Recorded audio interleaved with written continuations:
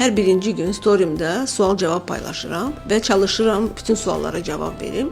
Amma bəzi suallar cavabsız qalır. Amma bütün sualları özümə qeyd edirəm. Vaxtaşırı burada belə sizinlə paylaşacağam. Sual dünən gəlmişdi ki, daban testi nədir? Necə bilməlisiniz ki, daban testi bəzi irsi və metabolik xəstəlikləri erkən aşkar edilməsidir. Yerində olmuş körpədə bir neçə damcı qan təhlükəsiz götürülür və analiz göndərilir ki, bəzi irsi və metabolik xəstəliklər simptom vermədən, iləridə simptom vermədən aşkar etmək və müalicəsini başlamaq. Belə bir sual gəldi ki, xaya əməliyyatından olmuş uşaq 2 il keçib, idmanla məşğul ola bilərmi? Növbəti illərdə və yaxud da ki, ümumi. Əlbəttə, 2 il keçmiş uşaq idmanla məşğul ola bilər. Sadəcə olaraq belə bir riskli, ağır və zədə alan bir idmanlardan biraz çəkinməlisiniz. Bu sual da tez-tez gəlir. Gənc analardan, ilk ana olan bir qızlardan gəlir.